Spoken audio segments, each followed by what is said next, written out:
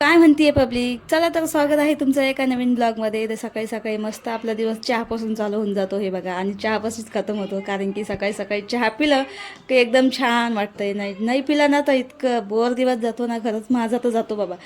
तर हे बघा मस्त चहा बिहा घेतली आणि आता चहा घेत होती निवांतमध्ये. दादूला आवाज देत होती चहा घ्यायला ये बाळा, चहा घ्यायला येत. त्याची तब्येत थोडीशी खराब आहे त्यामुळेच तो काही लवकर आलाच नाही. तो बसला होता खुर्शीवर आणि म्हटलं जाऊ दे बाबा, तुला जेव्हा घ्यायची तेव्हा घे तू. माझ्या मागे खूप काम आहे, एक तर मला आवरायला लागतं. आणि आज त्याची शाळा सध्या 2-3 दिवस तो काही शाळेत जाणार नाही, कारण की त्याला खूप ताप खोकला आला आहे त्यामुळेच.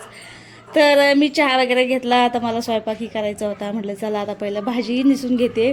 तर मेथीची भाजी मी इथं निसत होते. आज मस्त मेथीची भाजी बनवायची होती आणि नंतर बाकीचे कामं करते. म्हटलं एकदा भाजी बनवून शिजायला टाकून दिली की मग आंघोळीला वगैरे जाता येतं.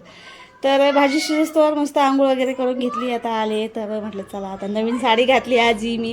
कारण आता एकदा आपण साडी घेऊन ठेवले ते आता ठेवायच्या कवर माझ्या खूप तशा तर साड्या पडलेल्या आहेत. तर म्हटलं चला एकदम हलकी आहे आणि मला घडी घडी ती साडी घालूशी वाटते. कारण की ही साडी इतकी हलकी आहे ना, म्हणजे लेसलं की असं वाटतंय अंगावर आहेच नाही साडी, कपडेच घातलेत आपण, ड्रेस घातलाय असं वाटतंय. तर हे बघा दादूची आंघोळ झाली तर कसं देवपूजा करत होता बघा. आणि त्याचं चालू होतं मला शाळेत जायचं. म्हटलं अरे नको बाबा, तुला खोका येतात पे शाळेत. पण तो काय ऐकनच. त्यानं मस्त शाळेचे कपडे वगैरे घातले, पण त्याला काही शाळेत आम्ही सोडणार नव्हतो बरं का आज.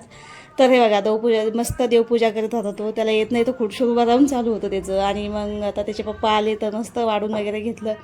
म्हटलं चला आता जेवण बिवण करून घेऊया. आणि माझा ब्लॉगही इथंच संपवते मी आता, कारण की आता जेवण वगैरे झालं की मला पुढचंही काम वगैरे काही नाही, फक्त धुणं माझं बाकी होतं, कपडे धुवायचे होते. चला भेटूया पुढच्या ब्लॉगमध्ये, तोपर्यंत बाय.